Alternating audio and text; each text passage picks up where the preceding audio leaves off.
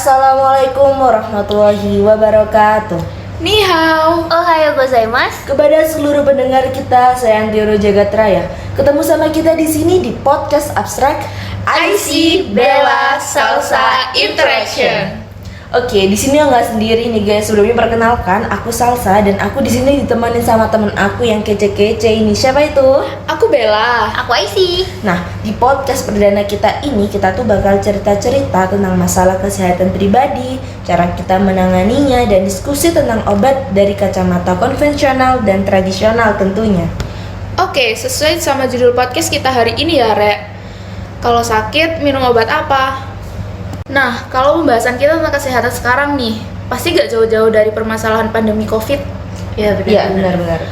Nah, kalau kita lihat di berita waktu tahun 2020 kemarin tuh kan kayak kasus banyak banget sampai UGD di rumah sakit tuh pada penuh. Nah, kalau kalian sendiri pernah gak sih beneran positif COVID? Pernah. Pernah. Wah, aku pengen tahu dong cerita kalian pada saat positif COVID tuh gimana sih? Kayak aku dulu ya. Jadi itu ini bukan ceritaku pribadi, tapi ini cerita tentang keluarga terdekat, yaitu ibu aku. Jadi waktu itu singkat cerita, ibuku itu positif COVID dan akhirnya harus karantina di Wisma Atlet. Nah, kan Wisma Atlet itu yang dikelola oleh pemerintah kan. Jadi itu kayak obat yang diminum selama di Wisma Atlet itu pastinya obat yang langsung dari pemerintah itu, jadi kayak lebih ke obat-obat konvensional gitu. Nah, terus juga dikasih vitamin. Habis itu juga ibuku sempat disuntik sama antivirus namanya remdesivir. Nah, kalau dari kamu Sal, pada saat positif COVID tuh gimana sih? Nah, jadi tuh gini, tiba-tiba aku sekeluarga tuh ngerasa kayak dada itu sesek gitu. Jadi ini nggak satu orang dua orang, itu langsung bersama-sama. Nah, waktu dada sesek itu tiba-tiba kayak susah buat nafas, susah buat beraktivitas. Akhirnya kita memutuskan untuk cek di rumah sakit untuk tes PCR. Kemudian ternyata positif COVID guys. Tapi orang tua aku nggak mau untuk karantina di rumah sakit ataupun di wisma-wisma gitu. Akhirnya orang tua aku milih untuk isoman mandiri di rumah. Jadi waktu itu kita tetap di bawah pengawasan dari tenaga kesehatan, tapi lokasinya kita di rumah masing-masing. Terus saat kondisi gitu, kamu sama keluargamu ngatasinya pakai apa? Aku sama keluargaku waktu itu ngatasinya pakai herbal sih. Nah, waktu itu pakai bawang putih karena kan waktu itu masa pandemi gitu ya. Jadi lagi marak-maraknya bawang putih yang katanya bisa mengatasi COVID. Oh iya, aku juga sempet dengar kalau bawang putih itu bisa buat ngatasin COVID. Katanya langsung dimakan gitu ya? Iya, waktu itu bener-bener bawang putih mentah langsung dimakan. Rasanya nggak enak tau guys, di mulut itu panjen kuat, pokoknya nggak enak gitu.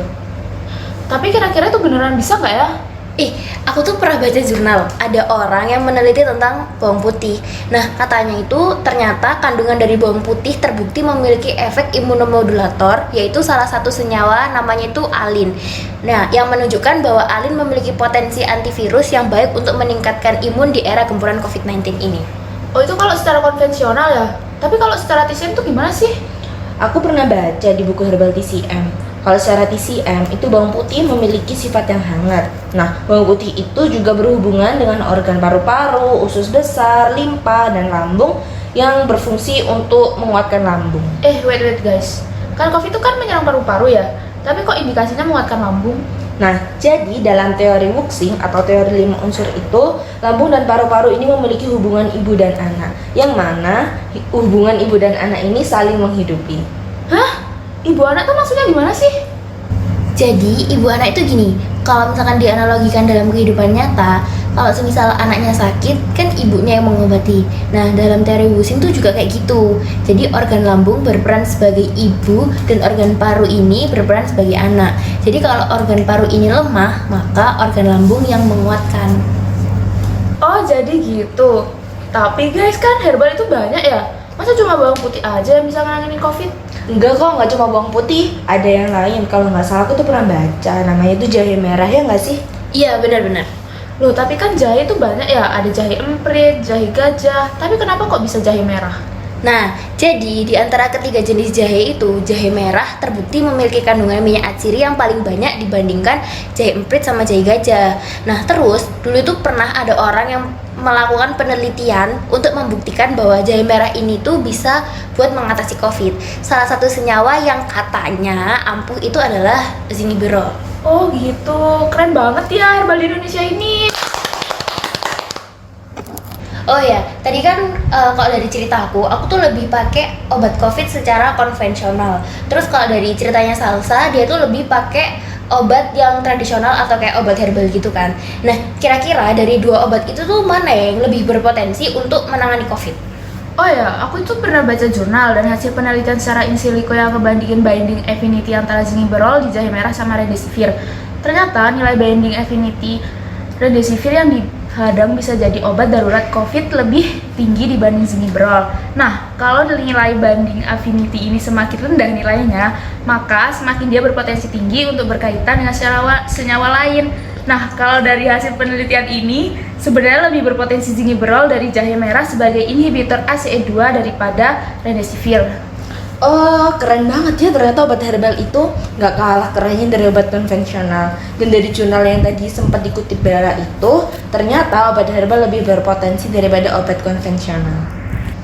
BTW guys, selain kita minum obat ataupun herbal, ada juga nggak sih terapi lain yang bisa menghindarkan kita dari COVID? Wih, apa ya itu?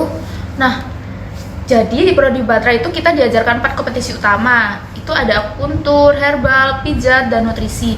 Oke guys, kita bahas satu-satu dulu ya. Oke, kita bahas yang pertama. Yang pertama ada akupuntur. Mungkin teman-teman agak asing ya dengan kata akupuntur. Aku jelasin dulu ya.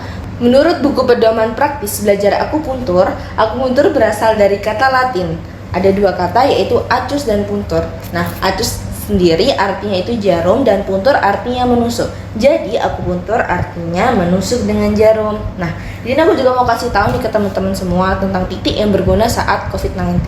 Jadi titik pertama ada titik Weikuan yang terletak 2 cun di atas pergelangan tangan pada lekukan antara tulang radius dan ulna.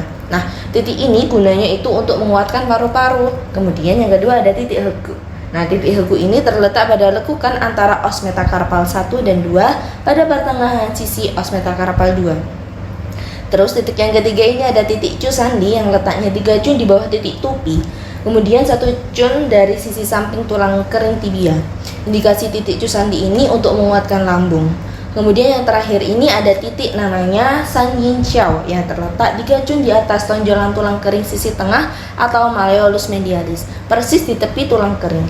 Nah, yang aku jelaskan ini tadi terapi penunjang akupuntur untuk COVID-19. Nah, untuk terapi penunjang yang kedua itu ada herbal. Kalian pasti kan nggak asing ya sama yang nama herbal.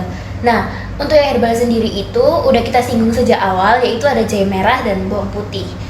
Nah, terus masuk ke penunjang yang ketiga itu adalah pijat. Kayak siapa sih di sini tuh yang nggak tahu pijat tuh parah banget sih guys.